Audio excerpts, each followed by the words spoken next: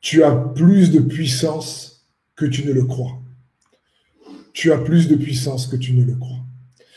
Et un autre type que j'aurais pu donner à cette pensée aurait été expérimenter sa puissance de résurrection. Vous savez, il nous faut réaliser que Jésus-Christ est mort et comme dit les Écritures, bien plus, il est ressuscité. Et que Jésus est venu pour nous donner la vie et la vie en abondance, il nous le dit lui-même dans Jean 10, 10. Et cette vie abondante, c'est la vie de résurrection. Vous savez, il y a la vie des plantes, il y a la vie des animaux, il y a la vie des hommes et il y a la vie de Dieu.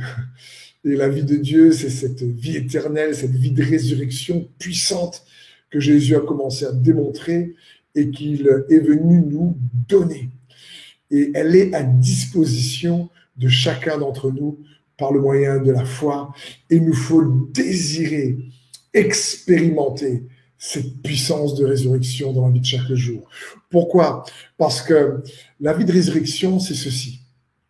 C'est démontrer et s'approprier la vie abondante que Jésus a pour nous maintenant dans le présent. C'est ça la vie de résurrection, parce qu'il est le ressuscité. C'est par le moyen de la foi, désirer expérimenter, toi et moi, chaque jour de notre vie, et s'approprier cette vie-là, parce qu'elle est disponible par le moyen de la foi. L'apôtre Paul dira ceci dans Philippiens 3, verset 9. Il dit « Mon désir est d'être trouvé en lui, non pas avec une justice que j'aurais moi-même acquise en obéissant à la loi, mais avec la justice qui vient de la foi en Christ et que Dieu accorde à ceux qui croient. C'est ainsi que je pourrai connaître le Christ, c'est-à-dire expérimenter la puissance de résurrection et avoir part à ses souffrances. Waouh!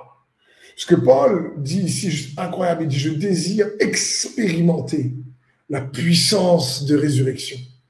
Et je vais mettre le zoom là-dessus, parce qu'on parle là, ici, de l'homme de Dieu qui a connu Jésus comme très peu.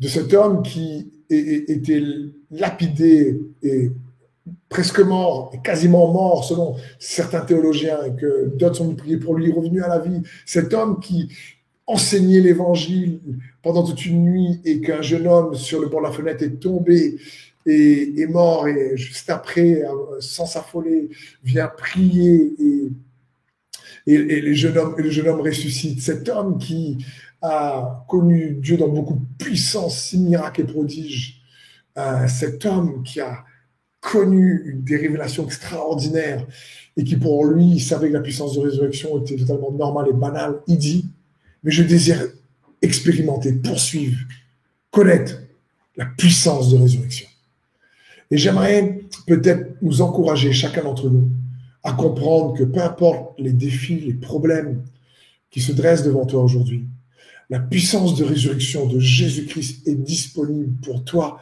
en tant qu'enfant de Dieu.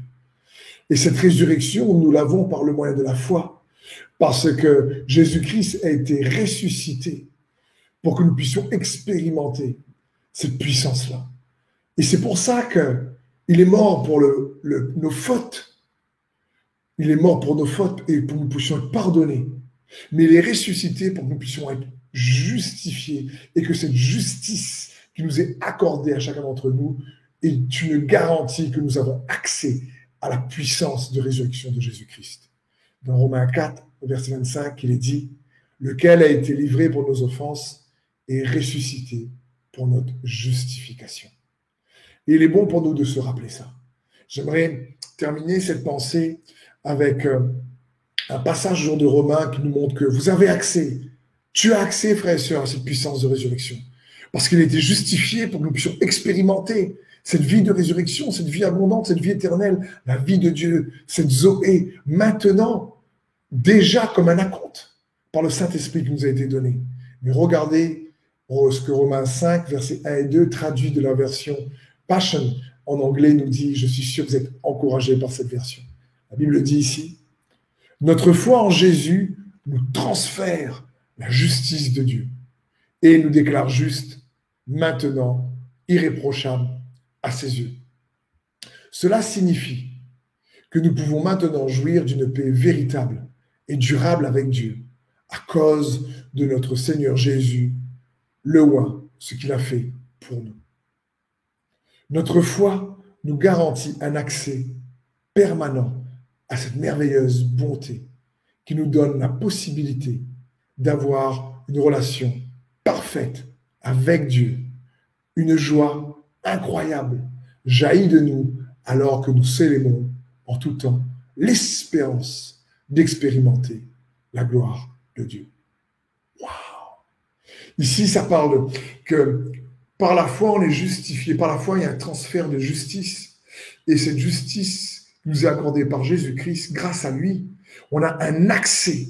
Un accès. Tu as un accès. Tu as un accès par la foi pour expérimenter la puissance de résurrection de Jésus-Christ et qui se produisent dans ta vie, au travers de ta vie, les signes, des miracles et des prodiges dans le nom de Jésus.